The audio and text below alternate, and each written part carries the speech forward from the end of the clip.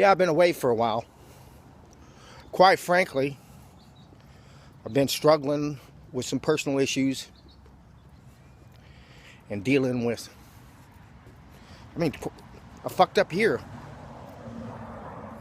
I had a very big reversal this year, which I guess if I'm honest with myself, my decisions going into that, or my lack of thought, brought me along in my, I don't know exactly where it comes from, but I didn't deal with the facts that I knew. I didn't deal with that. That's my biggest issue. I allow myself, I have a great brain, I'm a very intelligent person, but I allow myself to get emotionally involved and make bad decisions. But that's not what the video is about. I want to speak to a man called Manley Palmer Hall. Manley Palmer Hall was a 33-degree Mason. He was a mystic. He wrote a book called The Secret Destiny of the United States. And he knew probably more about the conspiracy than anybody who ever lived, possibly. He was a very enlightened individual. He was a magician. A bit of trivia, he actually hypnotized Bela Lugosi on the set during the middle of Dracula. He hypnotized Bela Lugosi. He was that much in the power structure up there in Hollywood. But I don't want to get into that, because I don't really think, if you want to learn about the conspiracy, I don't think you can learn it from Mr. Hall. He did a lecture on Nicaea, and he started talking about what happened, and he made everything sound like it was just like it was portrayed in regular history books. And I've heard other things that make more sense, and I think the guy knew better. I think the guy was lying about it.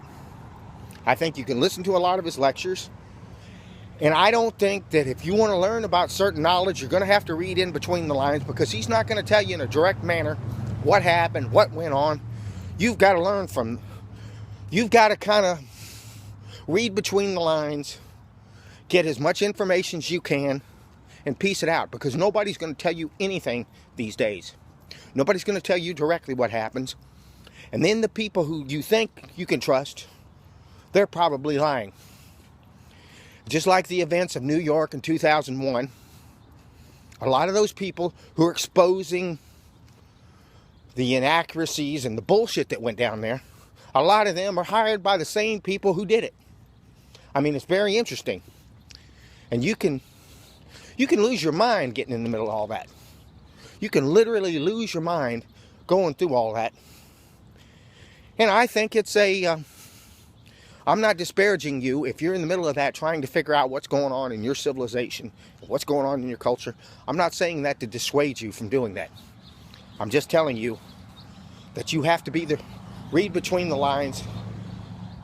And as Stone Cold used to say, DTA, don't trust anybody. And that's the age that we're living in, which is unfortunate. Now, I listened to Manley Hall last night discussing depression, and what he gave me was just almost fatherly advice, grandfatherly advice, and he explained it. And he made me realize that I was giving other people power over myself, that I needed to take control of my life, and that I needed to own my life, and I needed to give myself a life that's sustainable, that I need to do the same thing for my career that I've done with myself athletically. Because I don't, as I've said in other videos, I don't want six-pack abs. I don't want to bench press 300 pounds. I don't want to squat 400 pounds. I don't want to deadlift 500 pounds, because those things aren't sustainable. Those things are just The people that I've seen that did that, the greatest bodybuilder I ever knew, has been dead for 5 years, and he was a couple of years younger than me. Because you cannot sustain that type of thing. You need to have a career that's sustainable. You need to have a life that's sustainable. And you need to think ahead of time. Is this going to work? Is this not going to work? Where all my life, I've just allowed my life to be run on impulse. I've been impulsive all my life. So I just want to declare, this day forward, I'm going to start thinking things through and being calm and reasoned. And I thank Mr. Hall for that.